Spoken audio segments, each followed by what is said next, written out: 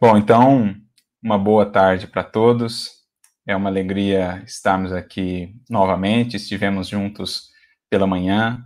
Fica aqui mais uma vez os nossos votos e o nosso agradecimento, né? Os votos de muito êxito no trabalho, na proposta do Espiritismo.net. Todos os tarefeiros que têm estado envolvidos com essa proposta, não só do Congresso, mas da divulgação de um modo geral. Também ficamos felizes em ver a proposta dessa série, exaltando, né, relembrando com gratidão a figura de Leon Denis, nos 175 anos aí da sua vinda para a seara terrena, laborando nos campos do espiritismo e produzindo uma messe tão farta, tão luminosa, como ele nos deixou. E é justamente sobre ele, portanto, que nos coube falar nessa reflexão da tarde. E um tema especial dentro dos vários temas, digamos assim, infinitos mesmo, que temos na doutrina espírita, mas um tema que era também muito caro, uma palavrinha que era muito valiosa ou muito cara a Allan Kardec, por exemplo, no seu livro A Viagem Espírita, o prefácio feito por Wallace Leal, ele inclusive chega a destacar que era um dos temas prediletos de Kardec em suas preleções, em suas reflexões. Vamos conversar sobre a caridade, e neste caso, do ponto de vista filosófico e do ponto de vista prático, à luz do pensamento de Denis. E para isso recorremos a uma outra obra que foi mencionada aí também na campanha, uma de suas obras magnas, uma obra que nasceu com uma proposta de ser uma síntese, de ser um resumo da doutrina espírita, mas nos abrindo horizontes muito vastos, rasgando mesmo para nós os véus, para além da limitação dos sentidos, para além do sepulcro, o livro Depois da Morte. Essa aqui é talvez, junto com O Problema do Ser e do Destino, as suas duas obras mais conhecidas, mais luminosas. E lá no capítulo 47 dessa obra, Leon Denis vai conversar conosco justamente sobre a caridade. E é deste capítulo que extraímos, então, um pequeno parágrafo que vai ser o mote da nossa reflexão, que vai ser o ponto de partida das nossas reflexões acerca da caridade. É o último parágrafo deste capítulo, e em determinado momento, então, Leon Denis nos dirá assim: a caridade é a virtude por excelência, pois sua essência é divina. Então, uma primeira reflexão aqui sobre a caridade, a reflexão sobre a sua essência. Se vamos tratá-la do ponto de vista filosófico aqui também, é preciso ir na essência, no sumo, digamos assim. Creio que, inclusive, isso já foi abordado aqui mais cedo, quando se conversou sobre a caridade na visão de Jesus, ou como Jesus a entendia, que inclusive é uma questão do próprio Livro dos Espíritos. Mas Leon Denis nos convida aqui a pensar nessa essência divina da caridade. O que já nos faz transcender quando pensamos sobre esse assunto, porque geralmente associamos a caridade ao ato apenas, ou à questão da transferência de algum recurso material, da assistência material. Mas é preciso, e é o que Denis está convidando-nos aqui a fazer, ampliemos o nosso entendimento para vermos a caridade em toda a sua expansão divina, em toda a sua essência divina, que tem no ato de doação, na assistência material, um dos canais, uma das formas de expressão. Porque mesmo entre nós, os espíritas, muitas vezes ainda se reduz a caridade apenas ao auxílio material. Numa visão que foi meio que construída ao longo dos séculos, não que a ação material, o auxílio material, sejam de menos valor, pelo contrário, aos aflitos, àqueles a quem falta, pode-se imaginar o valor de receber essa assistência. Mas é preciso não reduzir a caridade a isso, porque a caridade é antes algo que antecede o próprio ato. Ela é o ato, mas também aquilo que move ao ato, aquilo que inspira o ato, aquilo que dá o sentido ao ato. É o que Vicente de Paulo vai trazer para nós também no Livro dos Espíritos, na questão 888A, por exemplo, quando ele trata da esmola, e ele diz: a caridade tanto estará no ato, mas também naquilo que antecede o ato. E isso é muito fundamental entendermos, porque sem essa caridade, que é a do sentimento que agregamos à nossa ação na vida, que é aquilo que realmente colocamos as nossas intenções, a nossa verdadeira postura de auxílio, de compreensão, de indulgência para com os indivíduos, poderemos estar ajudando materialmente a muitos, mas não estaremos nós mesmos crescendo com a experiência, nem dando a ela todo o valor transformador que ela poderia ter. Então, por isso nós nos recordamos da própria questão já mencionada, 886 de O Livro dos Espíritos, quando ao definir a caridade em sua essência, como Jesus a entendia, e Jesus certamente dos que já passaram pela Terra foi o que mais penetrou na essência da caridade, os Espíritos nos dirão que a caridade é essa benevolência para com todos, a indulgência para com as imperfeições alheias, o perdão das ofensas. Então veja, eles ali não citam diretamente nenhum elemento material, falam de posturas do coração, benevolência, indulgência e perdão. Mais uma vez, não no sentido de menosprezar ou de dizer que a assistência deverá estar de lado, não deve ser entendida como caridade. É sim, mas também o é a caridade que compreende, que perdoa, que releva os tropeços, as faltas alheias, a caridade moral da paciência, da indulgência. É esse sentido da caridade essencial da qual não poderemos nos esquecer. O próprio Emmanuel tem uma mensagem no livro Vinha de Luz chamada Caridade Essencial, em que ele nos diz que todas as formas de caridade são louváveis, são dignas, têm o seu valor, mas que poderemos erguer muitas obras de pedra, auxiliar materialmente muitas pessoas, poderemos conquistar a gratidão de muitos, mas sem a caridade essencial, nos momentos de prova, de testemunho, em que estaremos nós mesmos perante Deus e perante a nossa consciência, estaremos ainda na condição de mendigos de luz. Estaremos ainda sem rumo, estaremos ainda em dúvida, fragilizados, enfim, porque a caridade essencial, como diz Emmanuel nessa mensagem, é a de sentir e pensar com Jesus, para que ele sinta e pense por meio de nós, para que o amor, portanto, possa fluir por meio de nós.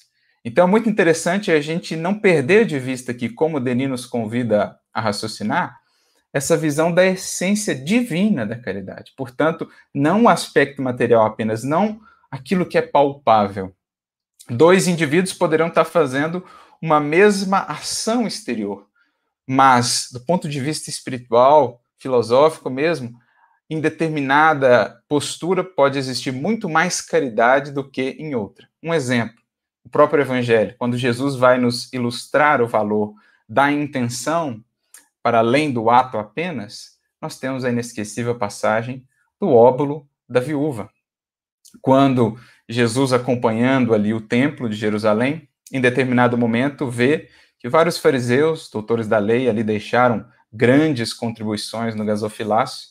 De repente surge uma viúva, uma senhora, e deixa ali as suas 2 moedinhas. Jesus prontamente chama os discípulos e então lhes diz: essa senhora, esta mulher, deu muito mais do que todos eles juntos, porque deu até daquilo que lhe faltava, daquilo que lhe era necessário. Então a gente percebe que a caridade é o que dá o valor ao ato, e ela é medida pelo nível de desinteresse, de renúncia, de verdadeiro amor com que um ato será feito. Por isso o valor daquelas 2 moedinhas, as menores daquela época, excedia todas aquelas fortunas que foram doadas pelos doutores da lei.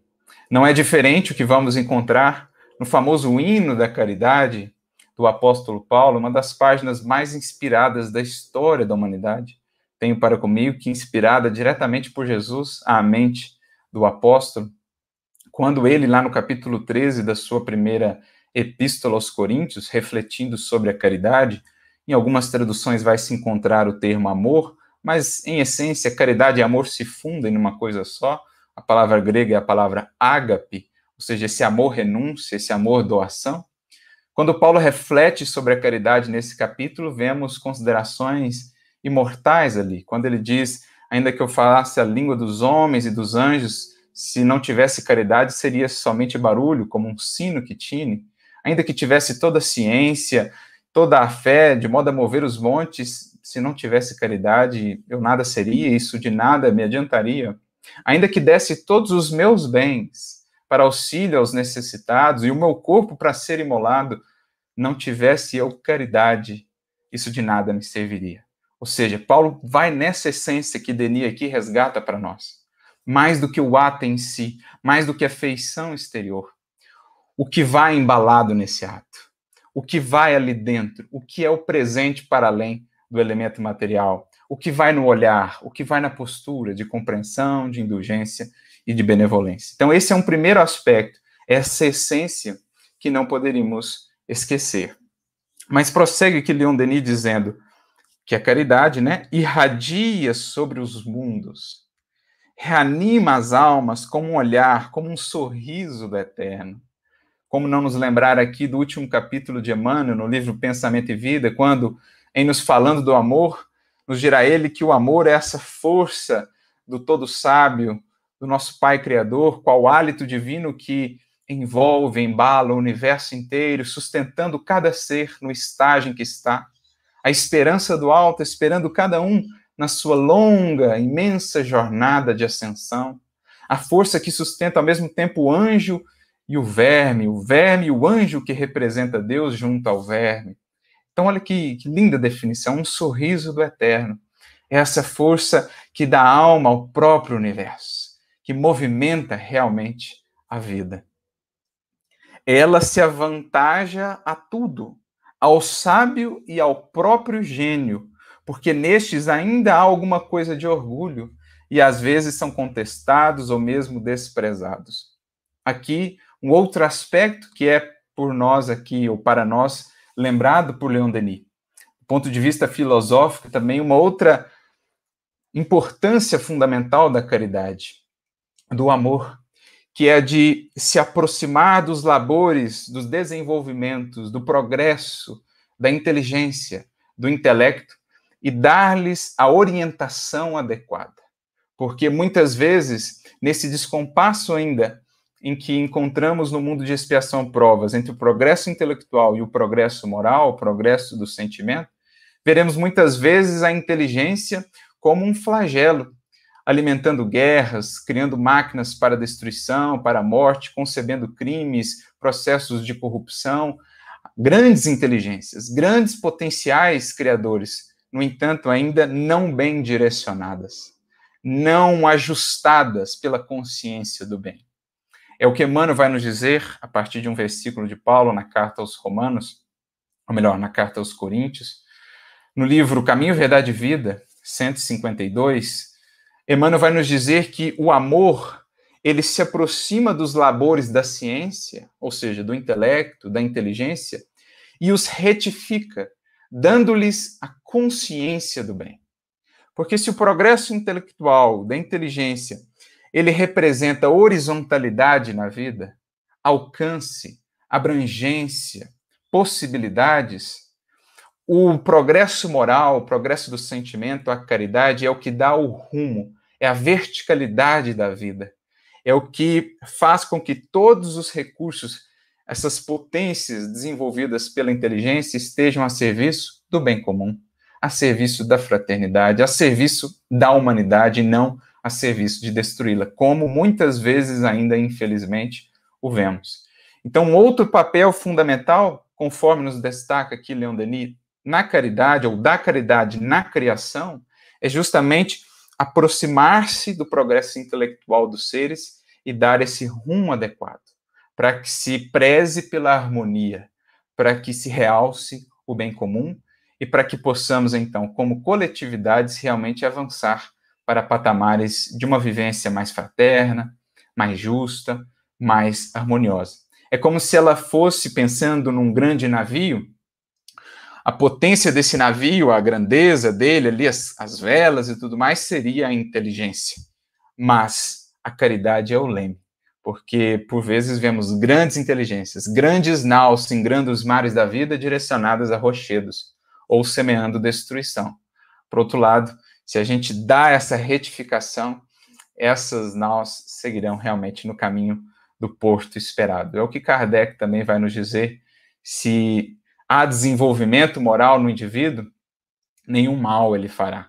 Ao passo que, se há apenas o desenvolvimento intelectual, muitas vezes esse indivíduo muito mal ainda poderá fazer. Então, a caridade, o amor, tem esse papel retificador, orientador na criação. Vem contrabalancear, orientar o progresso intelectual para que, como ocorre muitas vezes nos estágios mais iniciais da evolução, como é o caso do planeta Terra, isso não venha a ser um instrumento de flagelo, de destruição, de exclusão, enfim. Mas prossegue ele aqui ainda dizendo: a caridade, porém, sempre doce e benevolente, reanima os corações mais endurecidos e desarma os espíritos mais perversos, inundando-os com o amor. Aqui a gente vê um outro papel prático e também filosófico da caridade, porque é ela, a força do amor, a força da caridade, que permite a coexistência de seres tão distintos em termos de consciência, de evolução, de progresso. É ela que dá a harmonia possível numa dada faixa de desenvolvimento e de evolução. É ela que ameniza, suaviza a convivência, é ela a força agregadora por excelência. Me recordo, inclusive, mais uma vez, naquela questão 888A de O Livro dos Espíritos, Vicente de Paulo, quando ele nos diz, falando que o amor é a grande lei, a lei divina, por meio do qual Deus rege todo o universo, Vicente de Paulo vai nos dizer que o amor é a lei de atração para os seres vivos e organizados, e a lei de atração é a lei de amor para a matéria inanimada. Então, olha que interessante essa abordagem de Vicente de Paulo. Assim como a gravidade, a lei de atração é essa força mantenedora que dá coesão à estruturação da matéria, caso contrário, estaria tudo esparso, seria um caos.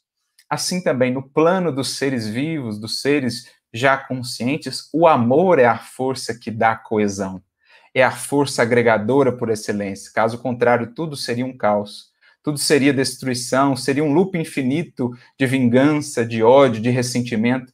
A caridade, porém, penetra os corações, mesmo aqueles mais renitentes, mesmo os mais fechados, os inunda, os embala, os desperta, porque os toca, porque acessa em cada um deles a essência divina. Então, sem a caridade, a convivência prática se torna impossível, se torna intratável. Entre seres imperfeitos como somos, se não aprendemos a relevar as arestas dos outros, as dificuldades, os tropeços, a vida se torna impossível, qualquer paz impensável. Por isso, na prática, na vivência cotidiana, a caridade com todos os seus filhos, a benevolência, a indulgência, o perdão, como já foi mencionado, ela é um recurso essencial, fundamental para a manutenção da vida. Ela é, portanto, esse elemento que dá unidade, é a própria alma do universo, a alma do próprio espiritismo, Kardec vai dizer, e ela que permite essa convivência dentro da harmonia que nos é possível. Usando um exemplo aqui, né, de engenheiro, a gente lembra uma máquina, por exemplo, um motor. Se a gente não tem ali um óleo para lubrificar o funcionamento daquele motor ou daquela máquina, aquela dinâmica, aquele contato entre as peças, mais cedo ou mais tarde, vai deteriorar a máquina como um todo. Ela não vai durar muito tempo. Mas se a gente coloca ali o óleo que ameniza, que suaviza, que atenua esse contato, essa dinâmica, eis então que a vida pode realmente prosperar.